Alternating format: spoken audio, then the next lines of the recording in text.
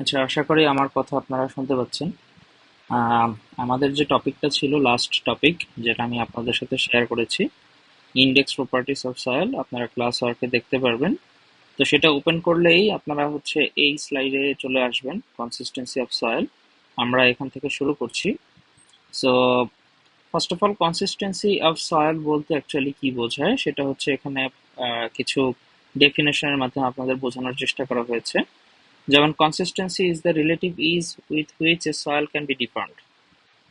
হ্যাঁ, অর্থাৎ consistency of soil বলতে জিনিসটা এরকম বোঝায় যে একটা সয়েলকে কত ইজিলি আপনারা সেটাকে মোল্ড করতে পারবেন। মোল্ড পর্যন্ত মানে যে কোনো একটা শেপে আপনারা সেটাকে ফরমেশন করতে পারবেন, যে কোনো শেপ। ঠিক আছে? তাহলে কনসিস্টেন্সি ডিফর্মেশন যদি বোঝায় যে কিভাবে ডিফর্ম করা যায়, consistency refers to the texture and firmness of a soil and is often directly related to the strength. অর্থাৎ কনসিস্টেন্সি কম বা বেশি এর সাপেক্ষে স্ট্রেংথের একটা রিলেশন আছে। So in general, consistency is the property of material which is expressed by its resistance to flow.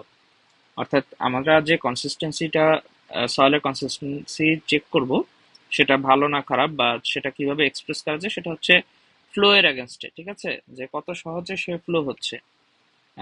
Flow তো বুঝতেছেন, যে সাপোজ লিকুইড কোনো জিনিস যে দ্রুত ফ্লো ফ্লো হয়। অর্থাৎ যেমন এইভাবে চিন্তা করতে পারেন, যেমন আহ, কোনো একটা ফ্লোরে আপনি একসাথে পানি ছেড়ে দিলেন এবং একই সাথে একটা মধুর বোতল, হ্যাঁ, দুইটা একসাথে ছেড়ে দিলেন, মধু এবং হচ্ছে পানি।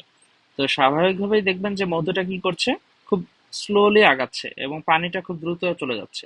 তো এই যে বিষয়টা, যে ফ্লোটা কত দ্রুত হবে এবং রেজিস্ট্যান্সটা কার কত বেশি হবে, এই জিনিসটার উপরে সয়েলকেও কিন্তু ক্লাসিফাই করা যায়। এই ক্লাসিফিকেশনটাই হচ্ছে কনসিস্টেন্সি। এবং এই কনসিস্টেন্সিটা খুবই সহজ। এটাকে যেভাবে ডিফাইন করে সেটা হচ্ছে যে কোনো একটা সয়েল হতে পারে সে সফট হতে পারে, তারপর মিডিয়াম স্টিফ হতে পারে, স্টিফ স্টিফ মানে শক্ত হতে পারে, স্টিফ অর হার্ড, এরকম কয়েকটা ভাগে ভাগ করা যায়। দ্য টার্ম প্লাস্টিসিটি রাফলি defined as the soil's ability to be moulded. অর্থাৎ প্লাস্টিসিটি কনসিস্টেন্সি দুটা একই জিনিস। প্লাস্টিসিটি বলতে কনসিস্টেন্সিটিকে বোঝানো হবে, এবং এটাতে সয়েলটাকে কত মানে ভালোভাবে মোল্ড করা যায়, এবিলিটি টু মোল্ড, এইটা হচ্ছে এখানে বোঝানো হয়েছে।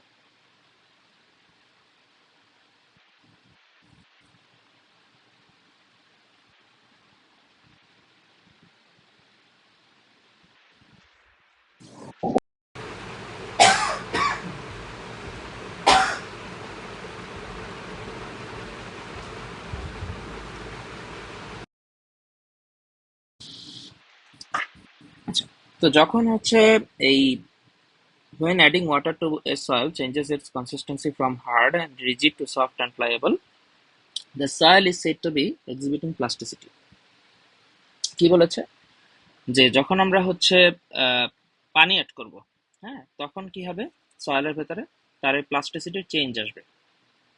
অর্থাৎ সে হার্ড থেকে প্লাস্টিক বিহেভিয়ার করবে। অর্থাৎ তার যে ফ্লো প্রপার্টিটা ছিল আগে, সেটা যদি আগে একটু কম থাকে, ধীরে ধীরে সেটা কি করবে, পানির কারণে বাড়তে থাকবে।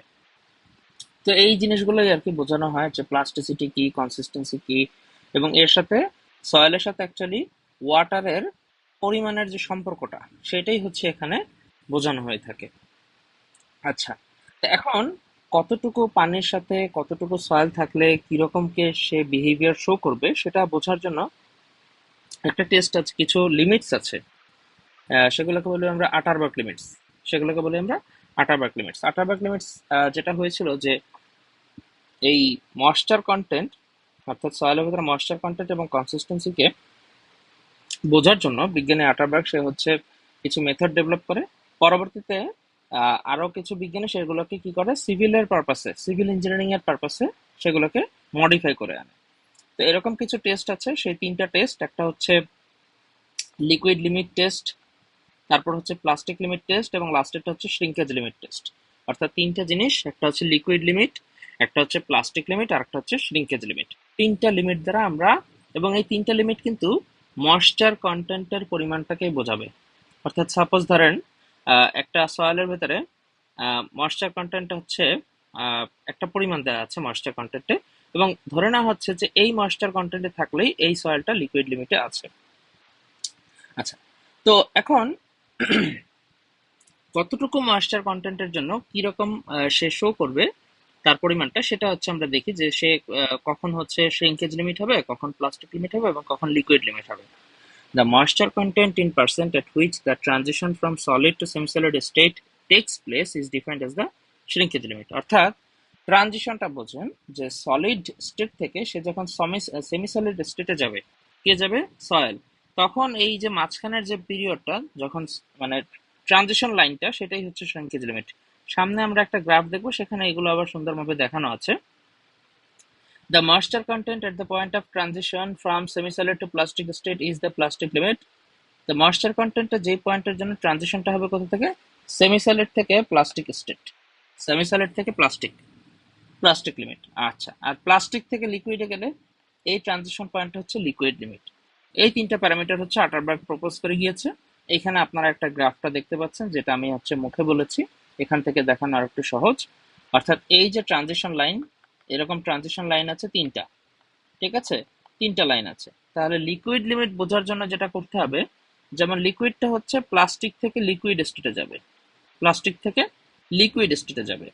তো এই স্টেজে কি হয় দেখেন, পার্থক্য কি হয়, ডিফর্মস উইদাউট ক্র্যাকিং, ডিফর্মস ইজিলি, এই যে কিছুটা পার্থক্য চলে আসলো। তো এই মাঝখানের যে ট্রানজিশন পয়েন্টটা, এটাই হচ্ছে লিকুইড লিমিট। আবার সেমি সলিড থেকে প্লাস্টিকে যাবে, সেই মাঝখানের লিমিটটা হচ্ছে প্লাস্টিক লিমিট। অর্থাৎ এই লিমিটের পরেই সয়েলটা প্লাস্টিসিটি শো করবে, প্লাস্টিসিটি শো করবে। আর শ্রিঙ্কেজ লিমিটটা হচ্ছে সলিড থেকে সেমি সলিডে যাওয়ার মাঝখানের যে ট্রানজিশন লাইনটা, সেটা হচ্ছে শ্রিঙ্কেজ লিমিট। ওকে, এই ছবিটা আবারও একটু দেখেন যে কোথায় কি হচ্ছে। যেমন শ্রিঙ্কেজ লিমিট হচ্ছে এই যে এই পয়েন্টটা, এই পয়েন্টটা, আর প্লাস্টিক লিমিট হচ্ছে এই যে এই পয়েন্টটা, লিকুইড লিমিট হচ্ছে এই পয়েন্টটা। আচ্ছা, এখন তিনটার মধ্যে একটু পার্থক্য দেখেন।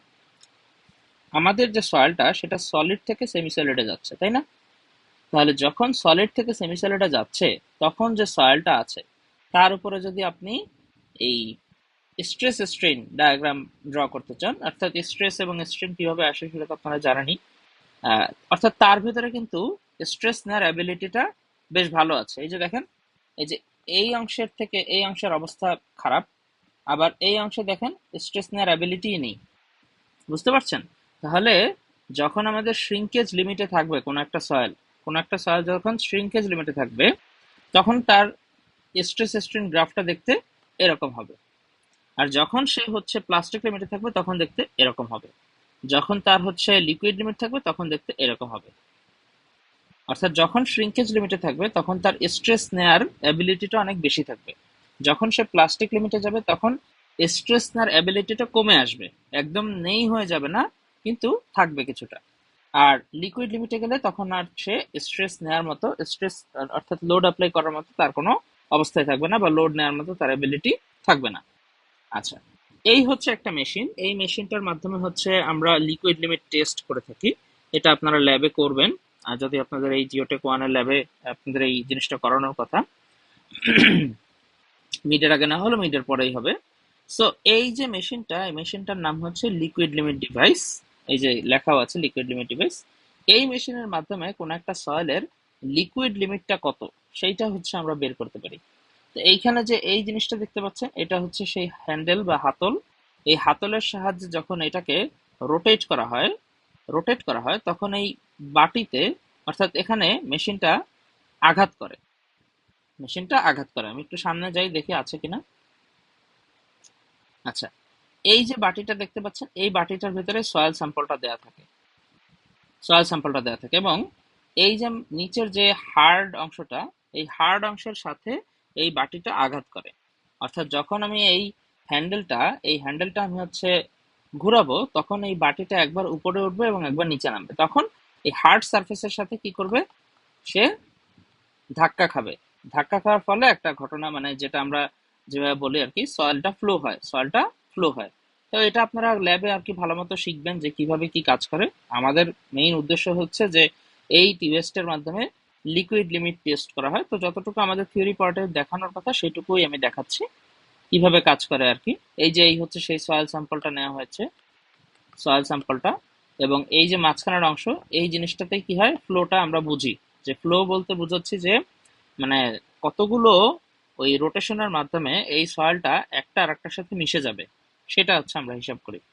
আচ্ছা, এখানে কিছু দিক নির্দেশনা আছে, যেমন 12.5 মিলিমিটার, এই জিনিসটা কিভাবে আসে এটা একটু ল্যাব থেকে দেখে নেবেন, ল্যাবে আপনাদের করানো হবে। আচ্ছা, এই গ্রাফটা আমরা একটু আলোচনা করি যে এখানে অ্যাকচুয়ালি কি কি আছে। প্রথম কথা হচ্ছে যে ওই যে আমরা লিকুইড লিমিট ডিভাইস নিলাম, ঠিক আছে? তো সয়েলের একটা সয়েল স্যাম্পল ধরেন আপনি নিলেন, এই যে ধরেন একটা সয়েল স্যাম্পল, এর সাথে আপনি বিভিন্ন মানের পানি অ্যাড করলেন, অর্থাৎ ময়েশ্চার কন্টেন্টটা সেটা ডিফারেন্ট পোর্শনে নিলেন, সেটা 10% হোক, 12% হোক, 14% হোক, 16% হোক। এই যে ময়েশ্চার কন্টেন্টটা, এই যে এখানে দেওয়া আছে দেখেন 35, 40, 45, 50, এই যে ময়েশ্চার কন্টেন্টটা। তো এই বিভিন্ন ময়েশ্চার কন্টেন্টের জন্য আপনি হচ্ছে সয়েল স্যাম্পলটাকে প্রিপেয়ার করবেন। প্রিপেয়ার করার পর দেখবেন যে আহ, কতগুলা ব্লোতে সে হচ্ছে ওই এতটুকু অংশ মিশে যায়। এই যে 12.5 অংশ দেখেন, প্রথম অবস্থাটা দেখেন, এই ছবিটা একটু খেয়াল করেন। আমি জাস্ট আপনাদের ল্যাবের কিছু অংশ আইডিয়া নিয়ে দিচ্ছি, যাতে আপনারা আহ, এই ক্লাস থেকে মোটামুটি একটা আইডিয়া নিয়ে যান। প্রথম কথা হচ্ছে যে সয়েল সারফেসটা এভাবে দুই ভাগে ভাগ করা থাকে, মাঝখানের অংশটা ফাঁকা দেখতে পাচ্ছেন আশা করি। তো এই যে মাঝখানের ফাঁকা অংশ, এই সয়েলটার একটা ধরেন ময়েশ্চার কন্টেন্ট আছে, সেটা ধরেন হচ্ছে 35%। 35% মেপে দেখলাম 35% আছে। এখন আমি যখন এই হাতলটা ঘুরাবো, অর্থাৎ রোটেশন দেব, তখন এই হার্ড সারফেসের সাথে আমার এই বাটিটা সেটা কি করবে, আঘাত করবে। তো যতগুলো আঘাতের পর আমাদের মিনিমাম এই যে 12.5 মিলিমিটার, এটা হচ্ছে যে এই পুরো জায়গাটা ধরেন এই যে এতটুকু জায়গার মধ্যে মিনিমাম 12.5 মিলিমিটার অংশ যদি মিশে যায়, দেখবেন যে আঘাত করলে দুই পাশের সয়েলটা কি হবে, একসাথে হওয়ার জন্য চেষ্টা করবে। তো মিনিমাম যখন 12.5 মিলিমিটার অংশ মিলে যাবে, তখন আমরা এই জিনিসটাকে অফ করে দেব। এবং অফ করার পর দুইটা জিনিস নিব, একটা হচ্ছে ময়েশ্চার কন্টেন্ট, যেটা আমি আগে থেকেই জানি। সাপোজ ধরেন এটা 40, আমি আগে থেকে জানি যে সয়েলটা আমি নিয়েছি। এবং তার ওই যতগুলো ব্লো দিলে বা নাম্বার অফ, ওই যে যে কটা রোটেশন, সেই রোটেশন সংখ্যাই হচ্ছে ব্লো। যে কয়টা রোটেশন সেই সংখ্যাটাই হচ্ছে ব্লো। যতগুলো ব্লো দিলে আমার ওই 12.5 মিলিমিটার অংশ মিশে যায়, ততগুলো ব্লোর জন্য আমি একটা পয়েন্ট নিব। অর্থাৎ এই যে এখানে দেখতে পাচ্ছেন 40-এর জন্য ধরেন এই যে এই পয়েন্টটা আসছে, এই যে এই পয়েন্টটা, ঠিক আছে? 40-এর জন্য এই যে এই পয়েন্টটা আসছে, এই যে এই পয়েন্টটা, তাহলে এই পয়েন্টটা কতগুলো ব্লো লেগেছে দেখেন, এই পয়েন্টে ব্লো লেগেছে ধরেন 27টা। তার মানে যেটা বলতে চেয়েছি, যে 40%-এর জন্য যে সয়েল স্যাম্পলটা আছে, 40%-এর জন্য যে সয়েল স্যাম্পলটা আছে, এই স্যাম্পলটাকে যখন আপনি ক্যাসাগ্রান্ডে ডিভাইসে নিয়েছেন লিকুইড লিমিট টেস্ট করার জন্য, তখন কি করেছেন, ব্লো দিয়েছেন। তো যখন 27 ব্লো অথবা রোটেশন, তখন হচ্ছে ওই যে মিনিমাম 12.5 মিলিমিটার অংশ একসাথে মিলে গিয়েছে, দুই পাশের অংশ থেকে একসাথে মিলে গিয়েছে। তো এরকম ভাবে বিভিন্ন ময়েশ্চার কন্টেন্টের জন্য আপনার ব্লোর সংখ্যা বিভিন্ন হবে। এবং এইখানে যেটা হয়ে যাবে, যে এই গ্রাফটা ড্র করা হয়ে গেল, গ্রাফ ড্র করার পর গ্রাফটা ড্র করার পর তারপর যেটা হবে সেটা হচ্ছে যে 25টা ব্লোতে দেখেন, 25টা ব্লোতে যেই পয়েন্টটা মিলে যাবে সেইটাই হচ্ছে এর লিকুইড লিমিট। তাহলে এই যে লিকুইড লিমিট দেখেন 42, এটা 25টা ব্লো কেন, এই 25টা ব্লো হচ্ছে তাদের প্রসিডিউর অনুযায়ী বলা আছে যে 25 ব্লোস এর জন্য আমার এখানে কি হবে, এই লিকুইড লিমিটটা আসবে। 25 ব্লোস এর জন্য আমার এই লিকুইড লিমিটটা চলে আসবে। তাহলে আমি তো ডিফারেন্ট ব্লো সংখ্যা, এই যে এন এবং হচ্ছে কি ময়েশ্চার কন্টেন্ট, এন এবং হচ্ছে ময়েশ্চার কন্টেন্ট, এই দুটার জন্য ধরেন এটা হচ্ছে ব্লো সংখ্যা হচ্ছে 27, তার জন্য আসছে 38, এরকম না? তো ডিফারেন্ট ডিফারেন্ট কম্বিনেশনে মিলানোর পর আমার এই জিনিসটা চলে আসবে যে লিকুইড লিমিটটা অ্যাকচুয়ালি কত। সো এখানে 25টা ব্লো এর জন্য আমার চলে আসলো কত, এই যে লিকুইড লিমিটটা। ফাইন, ওকে। আচ্ছা, এবার আসি হচ্ছে প্লাস্টিক লিমিটটা কিভাবে দেখবো। প্লাস্টিক লিমিটটা দেখা একটু সহজ। প্লাস্টিক লিমিটটা হচ্ছে যে is defined as the moisture content in percent at which the soil begins to crumbles। অর্থাৎ আমি সয়েলের বিভিন্ন স্যাম্পল নিব এবং সেটাতে কিছু পানি থাকবে। তো পানি থাকা অবস্থায় যেই ময়েশ্চার কন্টেন্টের জন্য আমার এই সয়েলগুলো এই 1.8 ইঞ্চির থ্রেড, থ্রেড মানে বোঝেন তো, আপনি হচ্ছে ওই হাতের এই যে দেখতেই পাচ্ছেন হাতের এই থাম্বের উপরে নিয়ে আহ, আপনি হচ্ছে রোল করবেন অ্যাকচুয়ালি, ঠিক আছে? তাহলে রোল করলে যখন সেই রোলিং করা অবস্থায় সে যখন এই যে 1.8 ইঞ্চি যখন হবে, এটা একটা মাপ আছে, দিয়ে দেওয়া আছে যে এই যে রোলিংটা সেটার তো একটা নির্দিষ্ট ডায়ামিটার থাকবে, রাইট? এই যে এই অংশগুলো, তো এই যে রোলিং করার সময় এই থ্রেড গুলো যেগুলো বলছে, এই থ্রেডের যদি হচ্ছে ডায়ামিটার 3.2 মিলিমিটার হয়, তাহলে সেই ক্ষেত্রে যেটা হবে সেটা হচ্ছে যে এই এই অবস্থায় যে ময়েশ্চার কন্টেন্ট সেটাই হচ্ছে প্লাস্টিক লিমিট। আবারও বলছি, প্লাস্টিক লিমিটটা হচ্ছে সেই ময়েশ্চার কন্টেন্ট, যে ময়েশ্চার কন্টেন্টের সয়েলটাকে নিয়ে আপনি যদি এরকম রোলিং করেন, সেই অবস্থায় রোলিং করা অবস্থায় এটা ভেঙে যেতে থাকবে। যতক্ষণ না ভাঙা শুরু করবে ততক্ষণ আপনার কাজ শেষ হবে না। সো যেই ময়েশ্চার কন্টেন্টে এই জিনিসটা ভাঙতে শুরু করবে, সেইটাই ধরে নেবেন আপনি হচ্ছে সেই সয়েলের জন্য প্লাস্টিক লিমিট। অর্থাৎ সেই প্লাস্টিসিটি শো করছে। ঠিক আছে? প্লাস্টিক লিমিট হচ্ছে যেই ময়েশ্চার কন্টেন্টে আমার এই সয়েলগুলো কি করে ভেঙে যায়। কিভাবে ভেঙে যায়? কতটুকু থ্রেড তৈরি করলে, 3.2 মিলিমিটার থ্রেড তৈরি করলে। এরকম আপনারা সেটা ল্যাবে দেখবেন। আমি আসলে এগুলো জাস্ট আপনাদের ল্যাবের অংশ, এই জন্য থিওরি পার্টে আমি যতটুকু বোঝানোর ততটুকু ট্রাই করছি। এই জিনিসগুলো আপনারা ল্যাবে দেখলে, আপনাদের এই জিনিসগুলো ভিজুয়ালি দেখলে জিনিসটা আরো ক্লিয়ার হয়ে যাবে যে কিভাবে কাজটা করে।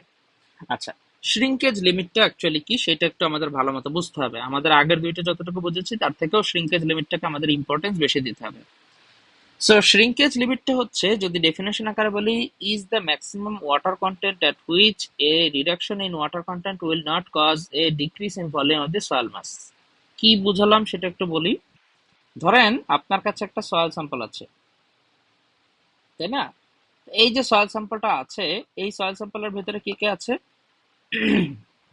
এই সয়েল স্যাম্পলটার ভেতরে আছে সয়েল সলিড আছে, এয়ার আছে এবং পানি আছে, তাই না? তো শ্রিঙ্কেজ লিমিটটা হচ্ছে যে ধরেন আপনার এই ম্যাক্সিমাম যেই ওয়াটার কন্টেন্ট পর্যন্ত,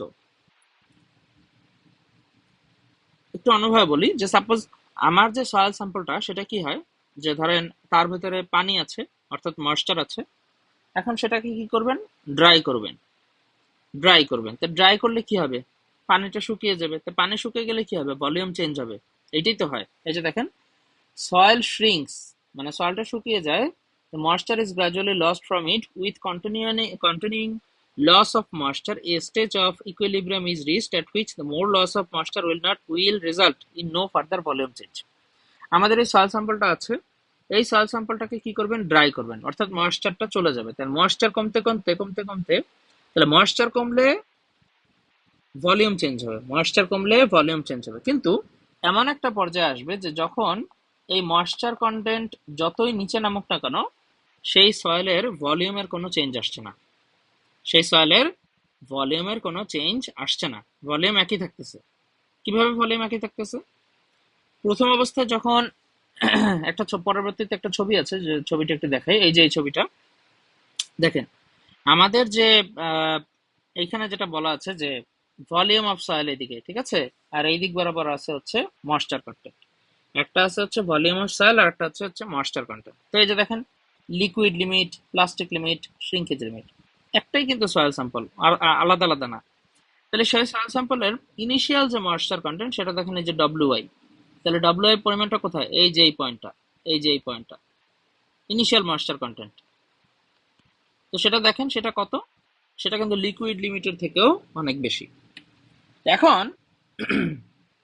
এই সয়েলটা লিকুইড লিমিটের থেকেও বেশি ময়েশ্চার কন্টেন্ট নিয়ে বসে আছে। তো আস্তে আস্তে কি হবে? সে যখন পানিটা শুকানো শুরু করবে তখন কি হবে? তখন আস্তে আস্তে পানির পরিমাণ কমলে ভলিউমের পরিমাণও কমে যাবে। কিন্তু দেখেন আস্তে আস্তে একটা পয়েন্ট আসবে, যে পয়েন্টটা, এই যে দেখেন এই পয়েন্টটা আসার পর এই যে দেখেন ভলিউম, অর্থাৎ ময়েশ্চার কন্টেন্ট যতই নিচে যাক না কেন, পেছনের দিকে যাক না কেন, আমার কিন্তু ভলিউম কিন্তু এইটাই থাকতেছে, ফাইনাল ভলিউম। এটার কারণটা কি? এটার কারণটা হচ্ছে যে আমার যে সয়েল স্যাম্পলটা আছে, আমি এই যে এই পয়েন্টের কথা বলছি, এই যে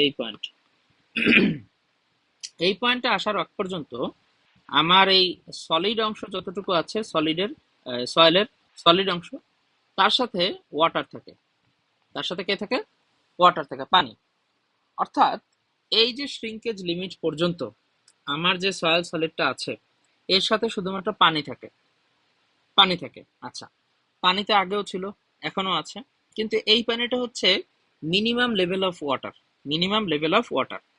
কারণ যখন আমি এই শ্রিঙ্কেজ লিমিটে চলে আসব, তখন যদি আমি এই সয়েলটাকে আরো ড্রাই করি, তাহলে পানি যে অংশটুকু দখল করে নিয়েছিল সেই জায়গাটুকু এয়ার দখল করবে।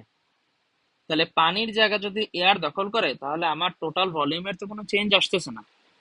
বুঝতে পারছেন যে আমার যখন সয়েল স্যাম্পলটা একটা ইনিশিয়াল ময়েশ্চার কন্টেন্টে ছিল, আস্তে আস্তে তার যখন পানিটা শুকানো হবে তার ভলিউমটা কি হবে?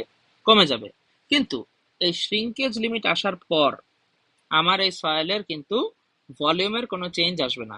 অর্থাৎ জিনিসটাকে এভাবে আপনারা কনসিডার করতে পারেন যে এই যে শ্রিঙ্কেজ লিমিট, এই অবস্থায় আমার সয়েলটা 100% স্যাচুরেশনে আছে, আগেও ছিল, এগুলোও 100% স্যাচুরেশন। অর্থাৎ এখানে স্যাচুরেশন আসলে কি বোঝায়? একটা সয়েলের যদি ভয়েড স্পেস সম্পূর্ণ পানি দ্বারা ভর্তি থাকে তাহলে সেটা স্যাচুরেটেড অবস্থায় থাকে।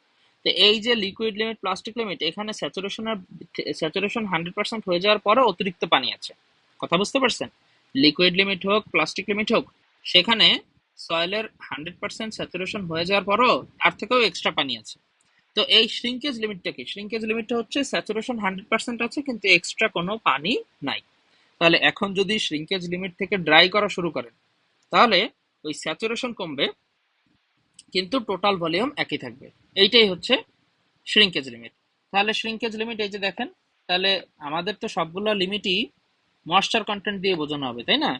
সবগুলো লিমিটই কিন্তু ময়েশ্চার কন্টেন্ট দিয়ে বোঝানো হবে। তাহলে এই যে দেখেন, লিকুইড লিমিট সেটাও moisture content, plastic limit, shrinkage limit, এগুলো ময়েশ্চার কন্টেন্ট। তাহলে শ্রিঙ্কেজ লিমিট আসতে হলে কি করতে হবে? এই যে আমার ইনিশিয়াল ময়েশ্চার কন্টেন্ট থেকে এই যে ডেল্টা ডব্লিউ, এটা হচ্ছে বাদ দিতে হবে। তাহলেই কি চলে আসবে? এই যে এটা, এই পয়েন্টটা। তাহলে সেইটাই করেছে দেখেন, 4.12 shrinkage limit, initial moisture content minus হচ্ছে ডেল্টা ডাব্লিউ। ঠিক আছে? এখন শ্রিঙ্কেজ লিমিটের জন্য এই ছবিটা একটু খেয়াল করেন। এই ছবিটা হচ্ছে যে এই সয়েল স্যাম্পলটা নিয়ে প্রথমে হচ্ছে কাজ করা হয়েছে। তো এটার ধরেন হচ্ছে ভলিউম কতটুকু আর মাস কতটুকু, সেটা হচ্ছে V1 এবং হচ্ছে M1। এরপর কি করেছে? ড্রাই করছে। ড্রাই, তো ড্রাই করার পর ভলিউমটা কি হয়ে যাবে? ফাইনাল ভলিউম, তাই না? ওই যে বললাম, যেই ভলিউমের পর ময়েশ্চার কন্টেন্ট কমান আর মানে কমালে ভলিউমের কোনো চেঞ্জ আসবে না। এই ভিএফটা হচ্ছে সেই ভলিউম, অর্থাৎ শ্রিঙ্কেজ লিমিটের জন্য যে ভলিউম, যেই লিমিটের পর আপনি আর ভলিউম কমাতে পারবেন না। কারণ কি? সয়েলের ভয়েড স্পেসে পানি সরাই দিলেন, কিন্তু তার কিন্তু সেই জায়গাটা এয়ার দখল করবে, বাতাস, তাই তো? তাহলে একটা এক্সাক্ট ভলিউমের পরিমাণ পরিমাণ হয়ে যাওয়ার পর তারপর আর কিন্তু ভলিউম কমবে না। স্যাচুরেশন লেভেল কমবে কিন্তু ভলিউম কমবে না। বুঝতে পারছেন? আচ্ছা, তো এখানে ড্রাই করলেন, ড্রাই করার পর হচ্ছে ফাইনাল ভলিউম আসলো এবং হচ্ছে সয়েল মাস M2 হয়ে গেল। M1 এবং M2 হওয়ার কারণ হচ্ছে প্রথমে ভর একটা বেশি ছিল, তারপর কি করছেন? পানি ড্রাই করে ফেলছেন, তাহলে পানি চলে গেছে।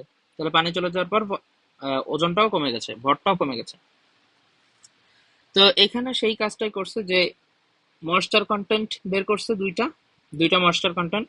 একটা হচ্ছে ইনিশিয়াল ময়েশ্চার কন্টেন্ট আর একটা হচ্ছে ওই change in moisture content. Initial moisture content আর হচ্ছে কতটুকু চেঞ্জ হলো আসলো। ধরেন ইনিশিয়াল ময়েশ্চার কন্টেন্ট ধরেন হচ্ছে 55%, আর চেঞ্জ মানে ডিফারেন্স, সেই ডিফারেন্সটা ধরেন হচ্ছে 30%। তাহলে শ্রিঙ্কেজ লিমিটটা কত হবে? 55 মাইনাস 30, তাহলে কত? 25%। বুঝতে পারছেন? এই 30% হচ্ছে ডিফারেন্স, আগের এবং পরের ডিফারেন্স ময়েশ্চার কন্টেন্টে। আর প্রথমটা হচ্ছে 55% ইনিশিয়াল ময়েশ্চার কন্টেন্ট, তো সেটা হচ্ছে শ্রিঙ্কেজ লিমিট। তাহলে 55 আর মাইনাস 30, সেটাই এখানে যে ইনিশিয়াল ময়েশ্চার কন্টেন্ট WI আর ডেল্টা ডাব্লিউ হচ্ছে ডিফারেন্স। ওকে, আচ্ছা। তাহলে এই দুইটা যখন হয়ে গেছে, এই দুইটা হয়ে যাওয়ার পর এখন দেখেন এই ইনিশিয়াল ময়েশ্চার কন্টেন্ট সমান এই যে এইটা লেখা যায়, আর ফাইনাল ময়েশ্চার কন্টেন্ট সমান এইটা লেখা যায়। সবগুলো কিন্তু দিয়ে দেওয়া হয়, যে M1 M2 VI VF, এসবগুলোই কিন্তু দিয়ে দেওয়া থাকবে। এই হচ্ছে আমার টোটাল ইকুয়েশনটা দাঁড়াচ্ছে 4.15, m1 minus m2 divided by m2 into 100। আর m1 কোনটা m2 কোনটা সেটা তো বললামই, যে ওভেন ড্রাই করার আগের ওজন, ওভেন ড্রাই করার পরের ওজন। আর ভিআই হচ্ছে ইনিশিয়াল ভলিউম, আর ভিএফটা হচ্ছে ফাইনাল ভলিউম। যেহেতু আপনি ময়েশ্চার কন্টেন্ট কমাই ফেলছেন, ড্রাই করছেন, তো ড্রাই করলে ভলিউমটা কি প্রথম অবস্থা থেকে একদম শেষমেশ ফাইনাল ভলিউমে চলে যাবে, তো সেইটা হচ্ছে ভিআই এবং হচ্ছে ভিএফ। আচ্ছা, তাহলে এই হচ্ছে 4.15 ইকুয়েশন। সামনে আমরা ম্যাথ দেখবো, সেখানে সবকিছু করে দেওয়া আছে। এইটা হচ্ছে শ্রিঙ্কেজ রেশিও, এটার নাম হচ্ছে শ্রিঙ্কেজ রেশিও। এটা কিভাবে বের হয় দেখেন। শ্রিঙ্কেজ রেশিও মানে কি? শ্রিঙ্কেজ রেশিও বলছে যে এই ভলিউমের একটা রেশিও আর এই ভরের একটা রেশিও, মাস, এই দুইটা রেশিওকে যদি আবারও আপনি ডিভিশন দিয়ে ভাগ করেন, তাহলে তাদের মধ্যে যে রেশিওটা হলো সেইটা হচ্ছে শ্রিঙ্কেজ রেশিও। অর্থাৎ একটা হচ্ছে ভলিউম চেঞ্জ আর একটা হচ্ছে change in mass. Which is the ratio? Shrinkage ratio is the which is the ratio of the volume change of soil as the percentage of the dry volume. অর্থাৎ dry ভলিউমের সাপেক্ষে কতটুকু volume change হয়েছে। VF মানে dry volume এবং এইটাই হচ্ছে final volume. F মানে হচ্ছে ফাইনাল এবং এইটাই হচ্ছে ড্রাই ভলিউম। ড্রাই ভলিউম কেন বলতেছে? কারণ এখানে হচ্ছে ওভেন ড্রাই করার পর ভলিউম নেওয়া হয়েছে, ওভেন ড্রাই করার পর ভলিউমটা নেওয়া হয়েছে, dry volume. Corresponding to the change in moisture content, অর্থাৎ ময়েশ্চার কন্টেন্টের কি চেঞ্জ আসছে, যে ডেল্টা এম হচ্ছে ময়েশ্চার কন্টেন্টের যে চেঞ্জ আসছে, মানে ভরের কতটুকু মাস, মাস ইন ময়েশ্চার, এই যে corresponding change in mass of moisture, মাসের ক্ষেত্রে কতটুকু চেঞ্জ আসছে সেটা। তো এই দুটো রেশিও করলে আমরা হচ্ছে কি পাবো? শ্রিঙ্কেজ রেশিও পাবো। একটা হচ্ছে ভলিউমের পার্থক্য আর একটা হচ্ছে মাস মানে ভরের পার্থক্য। ভলিউম এবং হচ্ছে আয়তন এবং হচ্ছে ভর, এই দুইটা রেশিও থেকে আমরা হচ্ছে কি পাচ্ছি? শ্রিঙ্কেজ রেশিও পাচ্ছি। তো এই দুইটাকে যদি আপনি একটু ভাগ টাগ করেন, আলটিমেটলি আপনি এই ইকুয়েশনটা ইউজ করবেন পরীক্ষার খাতায়, যে m2 divided by vf rho w, m2 divided by vf rho w। এখানে m2 টা কি? m2 টা হচ্ছে যখন আপনি ওভেন ড্রাই করে ফেললেন, তারপরে যেই ভরের সয়েল স্যাম্পলটা রয়ে গিয়েছে, যেই ভরের, অর্থাৎ ফাইনাল ভলিউমে যেই ভরটা আছে, ফাইনাল ভলিউম সয়েলের ক্ষেত্রে সে যেই ভরটা রয়ে গেছে সেইটা হচ্ছে m2। vf হচ্ছে ফাইনাল ভলিউম। আচ্ছা, তো শ্রিঙ্কেজ রেশিও যদি এরকম হয়, তারপর দেখেন যে ভলিউমেট্রিক শ্রিঙ্কেজ, এগুলো হচ্ছে জাস্ট এই সয়েল স্যাম্পলের এই টেস্ট করার মাধ্যমে আমরা হচ্ছে প্রত্যেকটা জিনিস সম্পর্কে আলাদাভাবে জানতে পারি। এগুলো হচ্ছে এক একটা ডেফিনেশন, যেমন হচ্ছে শ্রিঙ্কেজ রেশিও, তারপর হচ্ছে ভলিউমেট্রিক শ্রিঙ্কেজ, তারপর হচ্ছে লিনিয়ার শ্রিঙ্কেজ। এই যে এই জিনিসগুলো আমাদের একটু ম্যাথমেটিক্যালের জন্য লাগবে, একটা ম্যাথ আছে সেটাই বুঝিয়ে দিচ্ছি। এগুলো হচ্ছে সেই যে কটা সূত্র আমরা দেখলাম সেগুলো। হ্যাঁ, আচ্ছা, এই যে ছবিটা, এই ছবিটা ওই একটু আগেই যেটা দেখালাম, এই আগের যে ছবিটা ওইটাই একই জিনিস। এই যে এই ছবিটা, ঠিক আছে, এই ছবিটাই হচ্ছে এই সামনের ছবিটা বোঝাচ্ছে। এই যে এখানে আগের ছবিটাই বোঝাচ্ছে। আচ্ছা, একই সেম জিনিস, সেম জিনিস, একটা সহজ আর একটু কমপ্লেক্স করে দেওয়া, এখানে একটু ডিটেলস, এটাও সেম, ইনিশিয়াল ভলিউম এই। এবং এবার আসেন যে এক্সাম্পল 4.5, এক্সাম্পল 4.5 এ কি হচ্ছে সেটা একটু আমরা একটু দেখে নেব।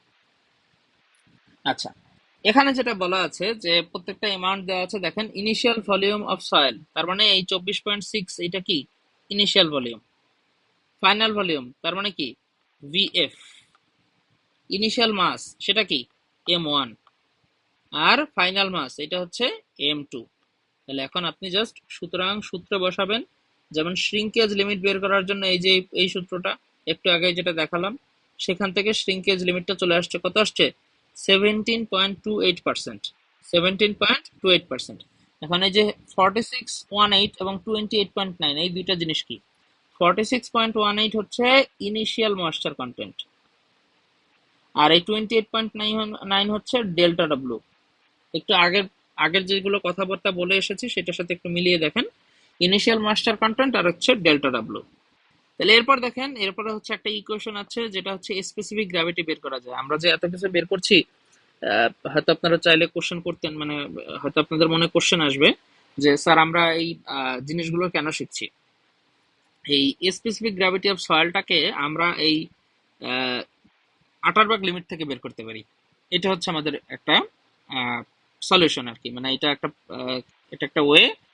আমরা হচ্ছে সয়েলের কোন একটা সয়েলের স্পেসিফিক গ্র্যাভিটিটা আমরা নর্মালি যেভাবে বের করি একই সাথে আমরা কিন্তু এই শ্রিঙ্কেজ লিমিট এবং শ্রিঙ্কেজ রেশিও, একটু আগে শ্রিঙ্কেজ রেশিওটা দেখে আসলাম, এখন এই শ্রিঙ্কেজ রেশিও সেই জিনিসটা কেন লাগছে সেটাই হচ্ছে এখানে স্পেসিফিক গ্র্যাভিটি বের করার ক্ষেত্রে এই জিনিসটা লাগছে।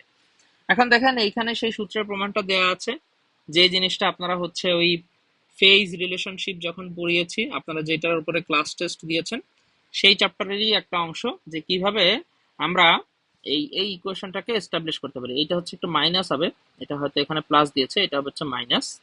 তো এই যে প্রমাণটা, এই প্রমাণটা আপনারা পরীক্ষার জন্য অবশ্যই শিখে আসবেন, এই যে ফুল প্রমাণ, ঠিক আছে, এই যে এখান থেকে শুরু হয়েছে এই পর্যন্ত।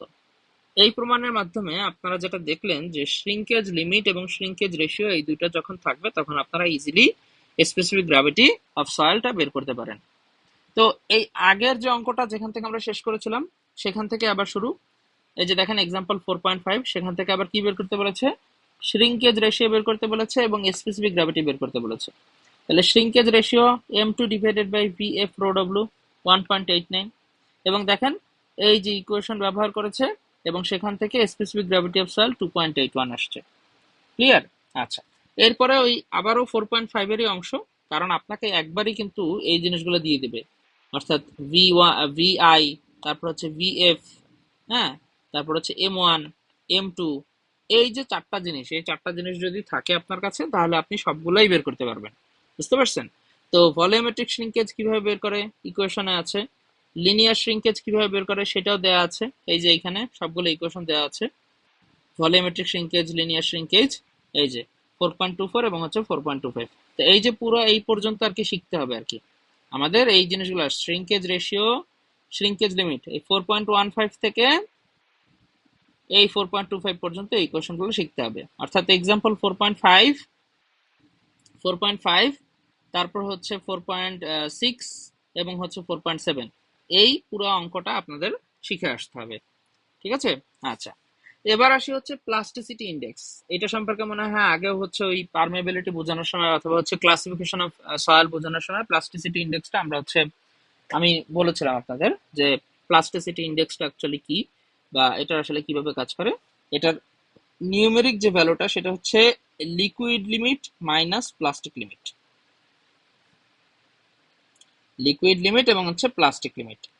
একটা সয়েল, ধরেন আপনি একটা সয়েলের স্যাম্পল নিয়েছেন, এখন প্লাস্টিসিটি ইন্ডেক্স দ্বারা অ্যাকচুয়ালি কি বোঝানো হবে, যখন একটা সয়েল লিকুইড প্লাস্টিক লিমিট থেকে শুরু হলো, তার যে প্লাস্টিসিটি সেই প্লাস্টিসিটিটা শুরু হলো তার প্লাস্টিক লিমিট থেকে, তাহলে শুরু করার পর শেষ আছে একটা নিশ্চয়ই, এবং শেষটা হচ্ছে liquid limit.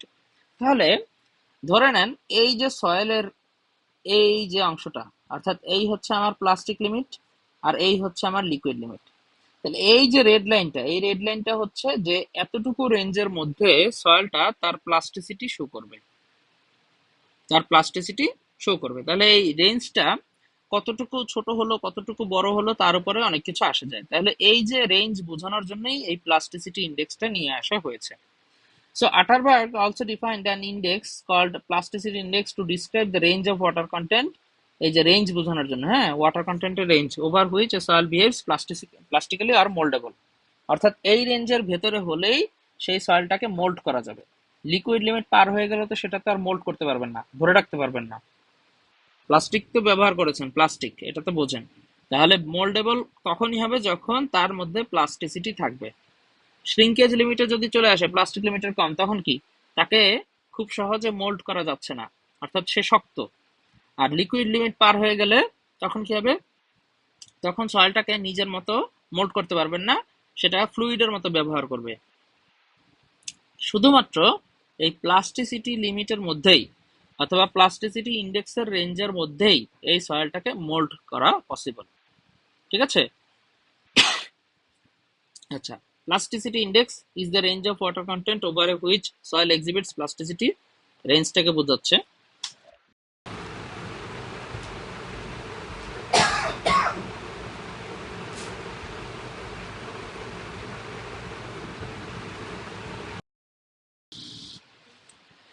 The plasticity index is numerically equal to the এই যে লিকুইড লিমিট এবং প্লাস্টিক লিমিট, অর্থাৎ সেই রেঞ্জটাকে আমরা হচ্ছে বারবার নিয়ে আসছি। Plasticity index indicates the degree of plasticity of a soil greater the plasticity index, greater the plasticity of the soil. অর্থাৎ এই রেঞ্জটা যত বেশি হবে, যত বড় হবে, এই প্লাস্টিসিটি দেখানোর যে প্রবণতা বা সুবিধা সেটা হচ্ছে দেখা যাবে আর কি, প্লাস্টিসিটিটা তত বেশি হবে, সোজা কথা। এখন একটা জিনিস মাথায় রাখবেন যে এই প্লাস্টিসিটি শো করার জন্য, অর্থাৎ এই যে মোল্ড করার জন্য আমাদের কিন্তু কোর্স গ্রেন সয়েল হলে হবে না। এটা শুধুমাত্র ফাইন গ্রেন সয়েলের ক্ষেত্রে এই জিনিসটা দেখা যাবে।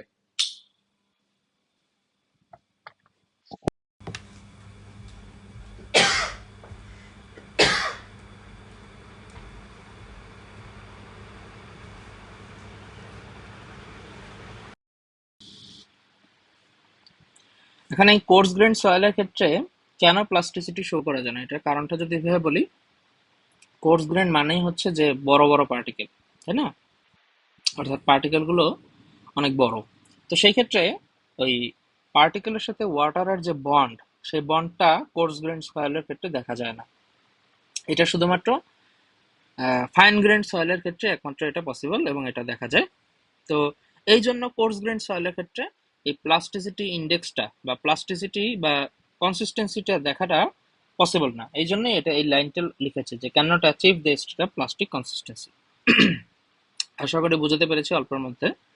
তো প্লাস্টিসিটি ইন্ডেক্স, ওই রেঞ্জ যার যত বেশি হবে সেই হিসেবে একটা টেবিল দেওয়া আছে, দেখেন যে 1 থেকে 5-এর ভেতর হলে slightly plastic, plastic plasticity index কিন্তু, অর্থাৎ আপনি এই প্রথমে লিকুইড লিমিট এবং প্লাস্টিক লিমিট এটা কি করবেন, বিয়োগ করবেন, লিকুইড লিমিট থেকে প্লাস্টিক লিমিট বাদ দিবেন, তাহলে রেঞ্জ যার যত বেশি, তাহলে রেঞ্জটা যদি 1 থেকে 5-এর মধ্যে হয়, অর্থাৎ কারো রেঞ্জ ধরেন 4 হতে পারে, 3 হতে পারে, 6 হতে পারে, 10 হতে পারে, 20 হতে পারে, হ্যাঁ 25 হতে পারে, 40-এর উপরেও যেতে পারে, তাহলে এই যে রেঞ্জ, এই রেঞ্জের যে কোনো একটা পজিশনে পড়লেই তাকে এইভাবে ডিসক্রিপশন আকারে বলা যায়, অর্থাৎ slightly plastic, low plastic, medium plastic, high plastic, very high plastic, এরকম আর কি।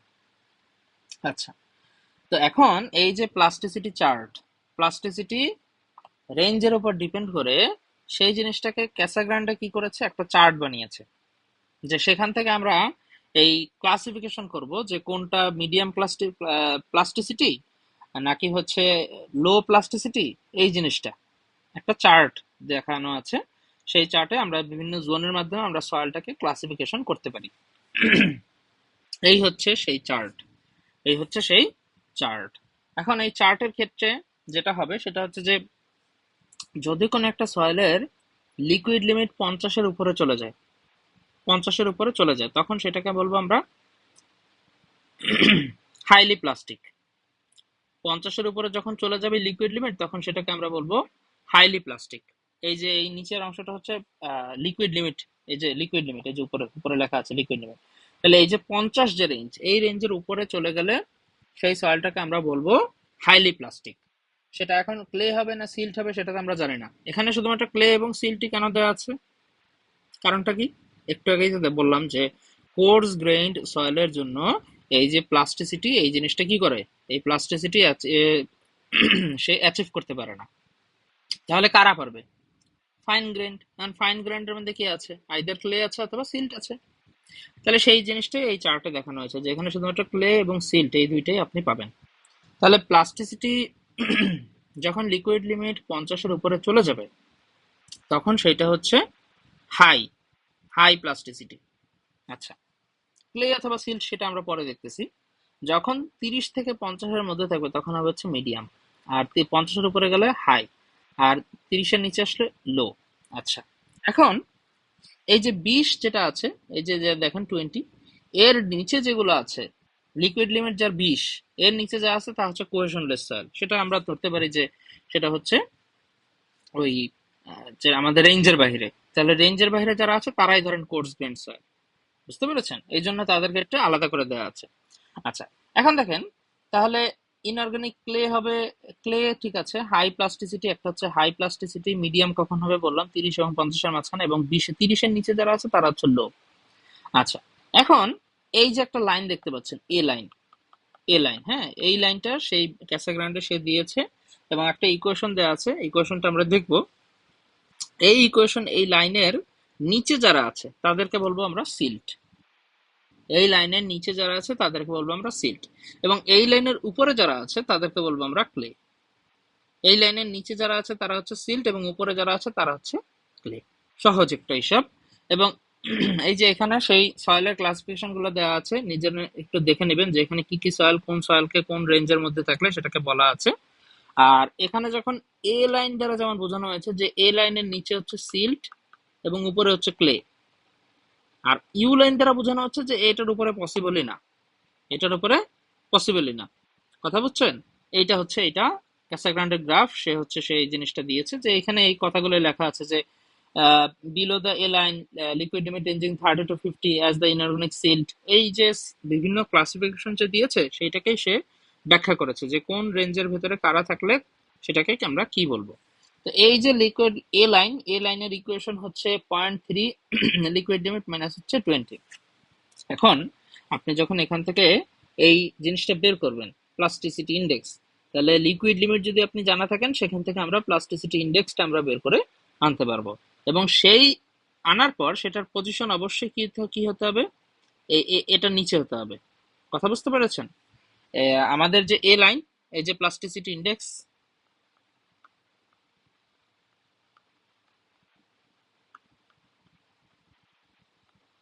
আচ্ছা, তাহলে এই যে এ লাইন থেকে আপনি একটা ইকুয়েশন পেলেন, সেটার একটা প্লাস্টিসিটি ইন্ডেক্স আসবে। কথা বোঝেন? আপনাকে আমি আর একটু ভালো মতো বলি যে সাপোজ আমার এই ইকুয়েশনটা কোথায় দেওয়া আছে, চার্টে দেওয়া আছে, এবং এই চার্টের এই জিনিসটাকে বলবো আমরা এ লাইন, তাই না? এখন আপনি কিভাবে বুঝবেন যে এ লাইনের নিচে আছে নাকি এ লাইনের উপরে আছে? আপনার স্যাম্পলটা, আপনি যে সয়েল স্যাম্পলটা ব্যবহার করবেন, তো আপনার ইকুয়েশন হচ্ছে 0.73, সরি একটু ভুল লিখেছি, পিআই এ লাইনের ইকুয়েশন 0.73 লিকুইড লিমিট মাইনাস 20। তাহলে আপনার যেই সয়েলটা আছে সেটার তো একটা লিকুইড লিমিট আছে, তো সেটাকে বসান, বসানোর পর একটা প্লাস্টিসিটি ইন্ডেক্সের ভ্যালু আসবে, প্লাস্টিসিটি ইন্ডেক্সের ভ্যালু আসবে। তাহলে প্লাস্টিসিটি ইন্ডেক্সের যখন ভ্যালু আসবে, আবার আপনার কাছে কি আছে, লিকুইড লিমিট আছে এবং প্লাস্টিক লিমিট আছে, আপনি সেখান থেকে প্লাস্টিসিটি ইন্ডেক্সটা বের করেন। তাহলে liquid limit minus plastic limit, এই দুটো বের করার পর আপনিও একটা প্লাস্টিসিটি ইন্ডেক্স পেলেন। এখন আপনি যেটা এইভাবে পেলেন আর এইখানে ইকুয়েশন থেকে যেটা পেলেন, এখন ইকুয়েশনের থেকে যে ভ্যালুটা চলে আসলো সেটা ধরেন 14, প্লাস্টিসিটি ইন্ডেক্স আসছে 14 আর আপনার ধরেন আসছে 15, এই প্রসেসে। তাহলে এই 14 থেকে এই ভ্যালুটা কি আছে, বেশি আছে, তাহলে বেশি থাকলে এই লাইনের উপরে কোনো জায়গায় আছে। আর যদি 14 জায়গায় এইখানে ধরেন হচ্ছে এটা আসছে 13 এই নর্মাল প্রসেসে, তাহলে কি 14 থেকে কম আছে, তাহলে কম থাকলে এটার ভ্যালু আছে এই নিচে। আশা করি আমি বুঝাতে পেরেছি। তো এইখানে সেই কথাবার্তাগুলোই বলা আছে, কোনটাকে কি বলবো না বলবো। এরপর আসেন অর্গানিক ক্লে এবং অর্গানিক সিল্ট। সহজভাবে বলি, কোনো একটা সয়েল স্যাম্পল, ক্লে এবং সিল্ট তো আমরা বুঝতে পারি, ক্লে এবং সিল্ট সেটা আমরা ল্যাব টেস্টের মাধ্যমে জানতে পারি যে ক্লে নাকি সিল্ট। এখন সেটা কি অর্গানিক নাকি ইনঅর্গানিক, এটা কিভাবে বুঝবে? এটা বোঝার অর্থ হচ্ছে যে আপনি প্রথমে তার লিকুইড লিমিট টেস্ট করবেন। এখানে এই চ্যাপ্টারের যা কিছুই আছে সেগুলো কিন্তু এই আটারবাগ লিমিটের উপরে ডিপেন্ড করবে, অর্থাৎ প্লাস্টিক লিমিট, লিকুইড লিমিট এবং শ্রিঙ্কেজ লিমিট, এই তিনটার জিনিসের উপরেই হিসাব করে আমরা কোনো কিছু ডিসিশন নেব। তো অর্গানিক কখন হবে? অর্গানিক জিনিসটা, ক্লেটা অর্গানিক হইতে হবে অথবা সিল্টটা অর্গানিক হতে হবে, এটা প্রসেসটা কি লিকুইড লিমিটের মাধ্যমে। লিকুইড লিমিটের মাধ্যমে যদি আমরা ডিসিশন নিতে চাই যে কোনো একটা সয়েল সেটা কি অর্গানিক কিনা, সেটা বোঝার জন্য যেটা করতে হবে যে তার লিকুইড লিমিট বের করতে হবে।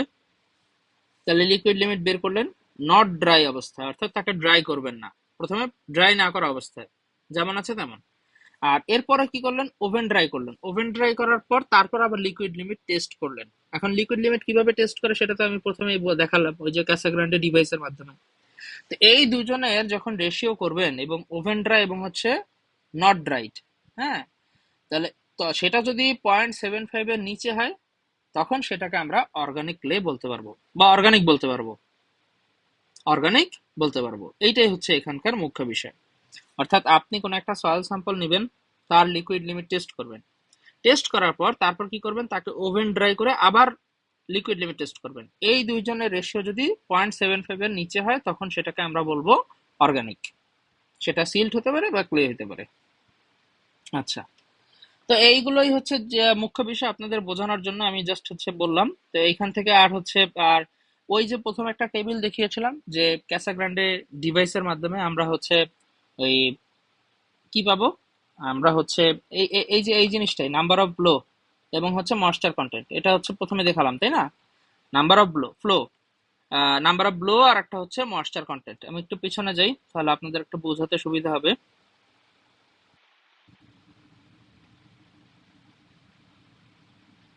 অর্থাৎ লিকুইড লিমিট টেস্ট যখন আমরা করি তখন কিন্তু আমরা এরকম একটা গ্রাফ পাবো, এই যে এইটা, যেটা আমরা প্রথমেই ক্লাসে ডিসকাস করেছি। তাহলে এই যে গ্রাফটা হলো, এই গ্রাফটার যখন এই যে বিভিন্ন পয়েন্ট আসলো, এই যে এই একটা পয়েন্ট, এই একটা পয়েন্ট, এই একটা পয়েন্ট, এই একটা পয়েন্ট, অর্থাৎ নাম্বার অফ ব্লো এর সাথে ময়েশ্চার কন্টেন্ট, অর্থাৎ যতটুকু ময়েশ্চার কন্টেন্ট তার সাথে কতগুলো ব্লো লাগতেছে।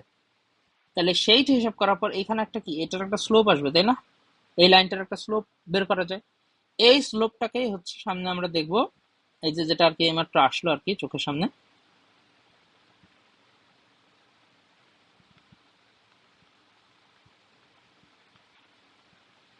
আচ্ছা, এই যে স্লোপটা, এই স্লোপটাকেই ওই যে ধরে আপনি স্লোপ স্লোপ যদি বের করতে চান তাহলে কি করেন, স্লোপের হচ্ছে y2 minus y1 divided by x2 minus x1। অর্থাৎ এই যে স্লোপ আমরা পেলাম, এই যে এই জিনিসটা, এই যে এই স্লোপটা, এই যে এই স্লোপটা বের করবো না, তো স্লোপ বের করার জন্য ইকুয়েশন হচ্ছে এইটা, যে w1 minus w2 divided by log 10 into minus n1। log 10 হওয়ার অর্থ হচ্ছে কারণ এখানে নাম্বার অফ ব্লো যেটা সেটা লগ স্কেলে বসানো হবে, নাম্বার অফ ব্লো যেটা সেটা লগ স্কেলে বসানো হবে। তো এই হচ্ছে ইকুয়েশন, এটা হচ্ছে, এটাকে বলে আমরা ফ্লো ইন্ডেক্স। এই যে আইএফ, আইএফ মানে হচ্ছে ফ্লো ইন্ডেক্স, অর্থাৎ এইখানে যে এই যে স্ট্রেট লাইনটা এসেছে, এই স্ট্রেট লাইনের যদি আমরা স্লোপটা বের করি সেই স্লোপটাই হচ্ছে ফ্লো ইন্ডেক্স। আমরা নিশ্চয়ই স্ট্রেট লাইনের স্লোপ বের করা শিখেছি। এই যে স্ট্রেট লাইন, এটার যদি এরকম একটা স্লোপ বের করতে হয় তাহলে এখানে আছে কি, x1 y1 আর হচ্ছে x2 y2, দুইটা পয়েন্ট আছে, এই একটা পয়েন্ট এই একটা পয়েন্ট। তাহলে এখন একটা স্লোপ বের করার জন্য স্লোপ বের করার জন্য কি করব, y2 minus y1 x2 minus x1। তাহলে এখানে উপরেও কিন্তু y2 minus y1 x2 minus x1, তাহলে এখানে y কোনটা এবং x কোনটা? y হচ্ছে এই যে w1 একটা y আর w2 একটা y, আর x কোনটা, এই যে এইটা হচ্ছে x, এই যে এই একটা x, x এক্সিসে আর একটা হচ্ছে y এক্সিসে। তো এইভাবে করে আমরা হচ্ছে ফ্লো ইন্ডেক্সটা বের করে ফেলবো। এই ফ্লো ইন্ডেক্সের সূত্র হচ্ছে এইটা, এবং n মানে হচ্ছে নাম্বার অফ ব্লো, আর w1 আর w2 হচ্ছে ময়েশ্চার কন্টেন্ট। এই হচ্ছে বিষয়। এরপরে আসে হচ্ছে toughness index. Toughness, so toughness index বলতে যেটা বোঝায় যে প্লাস্টিসিটি ইন্ডেক্স পিআই বা আইপি একই জিনিস, এবং ফ্লো ইন্ডেক্স এই যে এইমাত্র যেটা দেখালাম, এই দুটো রেশিও হচ্ছে টাফনেস ইন্ডেক্স। এবং টাফনেস ইন্ডেক্স দ্বারা কি করে, is a measure of the sharing strength of the soil at the plastic limit. এখন যখন এই টাফনেস ইন্ডেক্স অর্থাৎ আইটি, আইটি যখন ওয়ানের নিচে হবে তখন হচ্ছে সয়েল ইজ ফ্রাইবল, ইজিলি ক্রাশ করা যাবে একটা প্লাস্টিক লিমিট, প্লাস্টিক লিমিটের সময় ইজিলি ক্রাশ করা যাবে। তো এরকম কয়েকটা জিনিস একটু মাথায় রাখতে হবে। একটা হচ্ছে IP plasticity index, if flow index, IT এটা হচ্ছে কি টাফনেস ইন্ডেক্স। তো এই তিনটা জিনিস একটু মাথায় নিয়ে আসবেন, এই তিনটা জিনিস থেকে জিনিসগুলো একটু বুঝতে হবে। আহ এরপরে অনেক অনেক কিছু আছে, টুকটাক টুকটাক বিষয়গুলো আছে, তা আপাতত যতটুকু শেষ করলাম সেটুকুই হচ্ছে আপনারা দেখেন। আর হচ্ছে এখানে আরো কিছু একটু জিনিসগুলো আমি একটু শেয়ার করে যাই, অর্থাৎ প্রত্যেকটা জিনিসেরই একটু একটু ডিসকাস করে দিই, আর না হলে হচ্ছে আপনারা হয়তো দেখবেন যে জিনিসগুলো আছে আপনাদের স্লাইডে অথচ আমি কিছু বলি নাই। তো দেখেন আমরা এই পর্যন্ত যে তিনটা জিনিস শিখলাম, যে প্লাস্টিসিটি ইন্ডেক্স শিখলাম, ফ্লো ইন্ডেক্স শিখলাম, তারপর হচ্ছে টাফনেস ইন্ডেক্স শিখলাম। এরপরে যেটা আছে দেখেন কনসিস্টেন্সি ইন্ডেক্স। কনসিস্টেন্সি ইন্ডেক্স এটা বের করে কিভাবে, ওই একটা হচ্ছে এল দ্বারা বোঝাচ্ছে লিকুইড লিমিটের যে ময়েশ্চার কন্টেন্ট, আর এন দ্বারা বোঝাচ্ছে যে নর্মাল অবস্থায়, অর্থাৎ ধরেন কোন একটা সয়েল রাখা আছে, তো সেটার ময়েশ্চার কন্টেন্ট কত, নিউট্রাল অবস্থা, নিউট্রাল, হ্যাঁ, এই যে ন্যাচারাল ওয়াটার কন্টেন্ট। একটা হচ্ছে এলটা হচ্ছে লিকুইড লিমিটের জন্য যে ময়েশ্চার কন্টেন্ট, আর আরেকটা হচ্ছে যে ন্যাচারালি ওই সয়েলটার মধ্যে কতটুকু ময়েশ্চার আছে। এই দুইটা ডিভাইডেড বাই প্লাস্টিসিটি ইন্ডেক্স, সেখান থেকে আমরা যেটা পাবো সেটাকে বলবো আমরা কনসিস্টেন্সি ইন্ডেক্স। এখন এই কনসিস্টেন্সি ইন্ডেক্সের অর্থ কি বা এটার কারণটা কি? এইটা দ্বারা যেটা হয় সেটা হচ্ছে যে এই যে দেখেন বিভিন্ন ডিসিশন নেওয়া যায়। যেমন কনসিস্টেন্সি ইন্ডেক্স যদি 1 হয় তাহলে এটা হচ্ছে সয়েলটা হচ্ছে স্টিফ হবে, স্টিফ। যদি 0 থেকে 1 এর ভেতরে হয় তাহলে সেটা আছে হচ্ছে প্লাস্টিক স্টেটের মধ্যে। আর যদি এই 1 এর নিচে হয় অর্থাৎ আইসি যদি নেগেটিভ হয় তাহলে এইটা লিকুইডের মতো ব্যবহার করবে। এই হচ্ছে তিনটা জিনিস। একটা হচ্ছে যখন কনসিস্টেন্সি ইন্ডেক্স যখন হচ্ছে 1 হবে সমান সমান, তখন সেটা হবে হচ্ছে রিলেটিভলি স্টিফ। যখন 0 থেকে 1 এর ভেতরে হবে তখন হবে হচ্ছে প্লাস্টিক স্টেট। যখন 1 এর নিচে হবে অর্থাৎ নেগেটিভ হবে তখন সেটা হয়ে যাবে ভিসকাস লিকুইড। ক্লিয়ার? এই তিনটা জিনিস। আচ্ছা, আর লিকুইডিটি ইন্ডেক্সটা হচ্ছে একই জিনিস, জাস্ট একটু ডিফারেন্ট ওয়েতে এরকম। অর্থাৎ আমি যদি একটু দেখাই যে জিনিসটা আছে কিনা, এই যে ইকুয়েশনটা, দুইটাকে দুইটা জিনিস বলে আর কি, কিন্তু জিনিসটা হচ্ছে জাস্ট এইখানে যেমন কনসিস্টেন্সি ইন্ডেক্স যেটা আমরা বললাম, আর এর পরেরটা হচ্ছে আইএল, আইএল এটাকে বলবো আমরা লিকুইডিটি ইন্ডেক্স। একটা হচ্ছে কনসিস্টেন্সি ইন্ডেক্স আর একটা হচ্ছে লিকুইডিটি ইন্ডেক্স। দুইটা ইন্ডেক্স বলে আর কি, লিকুইডিটি ইন্ডেক্স। এই দুইটার সাথে সম্পর্ক হচ্ছে যে 1 মাইনাস, মানে একটা যদি একটা বাড়লে আর একটা কমবে, একটা বাড়লে আর একটা কমবে। এখন জিনিসটা যেটা বলতে চাচ্ছি যে সাপোজ কোনো একটা সয়েলের, যেটা বললাম যে এখানে যদি হয় যে IC is equals to one, IC is equals to one, তাহলে সেটাকে আমরা বলতেছি স্টিফ হবে। এখন দেখেন আইএল যখন 1 হবে তখন কি হবে? আইএল যদি 1 হয় সেটা হয়ে যাবে সফট। অর্থাৎ বুঝতে পারছেন যে একটা আর একটার অপোজিট, একটা আর একটার অপোজিট। কিন্তু সয়েল যেটা থাকবে, সয়েলের ধরেন হচ্ছে যেই সয়েলটা সফট সেটার ধরেন আইএল হবে 1, আর যেটা হচ্ছে কনসিস্টেন্সি ইন্ডেক্স আইসি সেটা হয়ে যাবে 1 এর থেকে কম। এই আর কি জিনিস, এই দুইটার মধ্যে রিলেশন হচ্ছে এইটা। আচ্ছা, তো এখানে এই টেবিলটা দেওয়া আছে যে কোন ক্ষেত্রে কিরকম হবে এই বিষয়টা। তো এইখানে হচ্ছে একটা ম্যাথ দেওয়া আছে, দেখেন সহজ একটা ম্যাথ। লিকুইড লিমিট দেওয়া আছে, প্লাস্টিক লিমিট দেওয়া আছে। সেখান থেকে আমরা এই লিকুইডিটি ইন্ডেক্সটা বের করলাম এবং এটা আছে নেগেটিভে। তো নেগেটিভে থাকলে এটা হচ্ছে কি আছে, সলিড স্টেটে আছে অর্থাৎ স্টিফ আছে। একটু আগেরটার সাথে মিলিয়ে নেবেন যে আইএল যদি হচ্ছে নেগেটিভ থাকে তাহলে সেটা হচ্ছে স্টিফ কন্ডিশনে আছে সয়েলটা। ঠিক আছে? আচ্ছা, আরেকটা হচ্ছে অ্যাক্টিভিটি। অ্যাক্টিভিটি কিভাবে বোঝে? অ্যাক্টিভিটিটা হচ্ছে এই যে প্লাস্টিসিটি ইন্ডেক্স আর হচ্ছে পার্সেন্টেজ অফ, এই যে দেখেন ক্লে মিনারেলস, এই যে clay minerals, percent of C, এটাকে বলা হচ্ছে পার্সেন্টেজ অফ ক্লে মিনারেলস। আমি যদি দেখি এখানে কোনো ম্যাথ আছে কিনা, আহ, এই যে ইকুয়েশনটা ব্যবহার করেছে অ্যাক্টিভিটি বের করার ক্ষেত্রে, এই প্লাস্টিসিটি ইন্ডেক্স আর হচ্ছে পার্সেন্টেজ অফ ক্লে, হ্যাঁ, এই জিনিস এই দুইটার হচ্ছে রেশিও থেকে আমরা কি বের করব, অ্যাক্টিভিটি বের করব। আচ্ছা, অ্যাক্টিভিটি বের করার মাধ্যমে যেটা হবে যে ওই যে রেজাল্টটা যদি এমন হয় যে এটা যদি হচ্ছে 0.75 এর কম থাকে তখন হচ্ছে সেটাকে বলবো আমরা ইনঅ্যাক্টিভ। যদি 75 এবং 1.25 এর মধ্যে থাকে তাহলে নর্মাল, আর 1.25 এর বেশি হলে সেটাকে বলবো আমরা অ্যাক্টিভ। এবং এখানে কিছু ওই অ্যাক্টিভ মিনারেলস এর কথা বলা আছে। আপনারা নিশ্চয়ই জানেন যে ক্লে এর ভিতরে মিনারেলস থাকে। তো কোন মিনারেলস এর জন্য অ্যাক্টিভিটি কিরকম হয় সেটার একটা টেবিল দেওয়া আছে। আহ, এই যে দেখেন দ্য লিকুইড লিমিট দেওয়া আছে, প্লাস্টিক লিমিট দেওয়া আছে 100 এবং 25। From a hydrometer analysis, it has been found the clay soil consists of 50% particles smaller than 0.002 millimeter. Clay soil consists of 50% particles smaller than 0.002. তাহলে ওই যে percentage of clay size particle সেটা কত? 50%। Percentage of clay size particle সেটা হচ্ছে 50%। তো দেখেন 1.5 আসছে।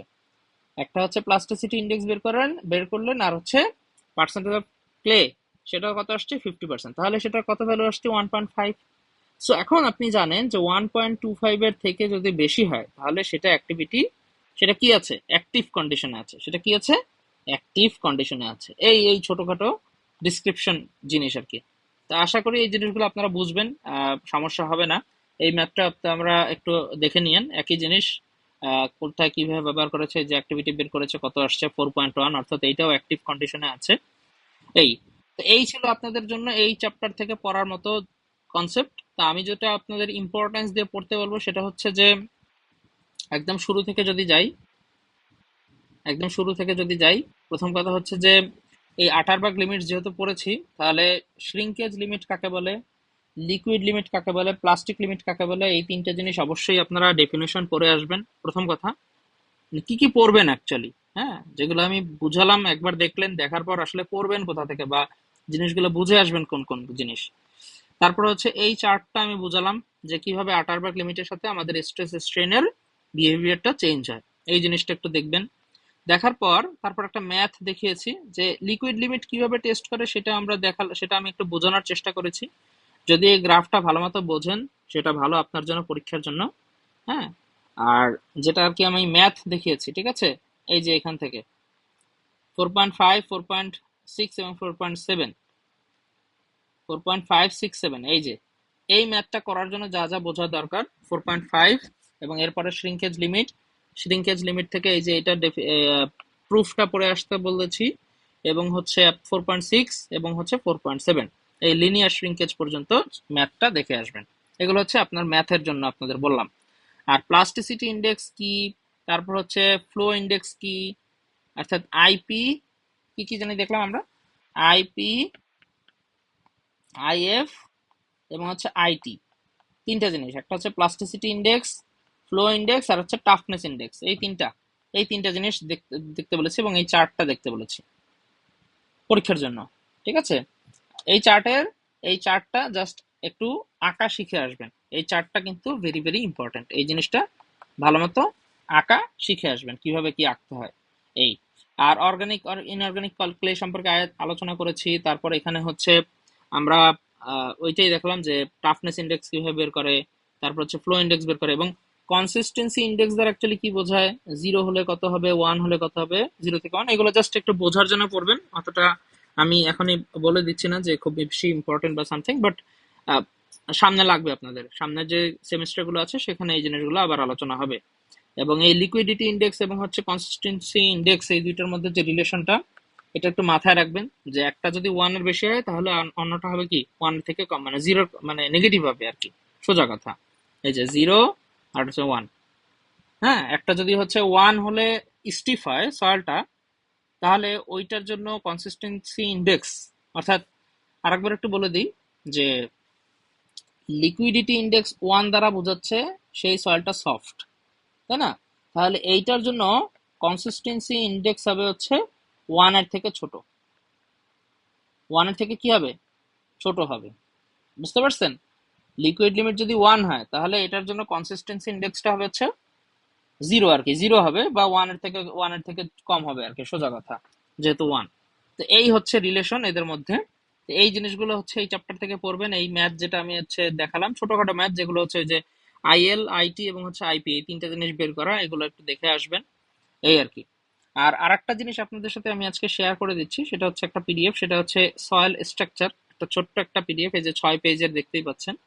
তো এখান থেকে অ্যাকচুয়ালি পড়ার মতো যেটা আছে সেটা হচ্ছে যে বিভিন্ন সয়েলের স্ট্রাকচার ছবি সহ আঁকা আর কি, ছবি সহ আঁকা। এই জিনিসগুলো এরকম, যে ধরেন কোন সয়েলটা লুজ হলে বা ডেন্স হলে কিরকম হবে, সয়েলটা লুজ বা ডেন্স হলে কি হবে, এই সম্পর্কে একটু আলোচনা করলেন আর কি। যে সয়েলের স্ট্রাকচার, কোহেশনলেস সয়েল হলে কি হয়, এবং হচ্ছে কোহেসিভ সয়েল হলে কি হয়, এই যে ছবিগুলো, এই ছবিগুলো একটু আঁকা শিখে আসতে হবে, ঠিক আছে। এই যে packing of equal square, simple, double stagger, এই ছবিগুলো একটু আঁকবেন, খুব বেশি না। এই যে এ বি সি, এই যে এগুলো এগুলো একটু দেখে আসবেন, যে কোন সয়েলটা কিরকম দেখতে হয়, অর্থাৎ স্ট্রাকচারটা কিরকম হয়।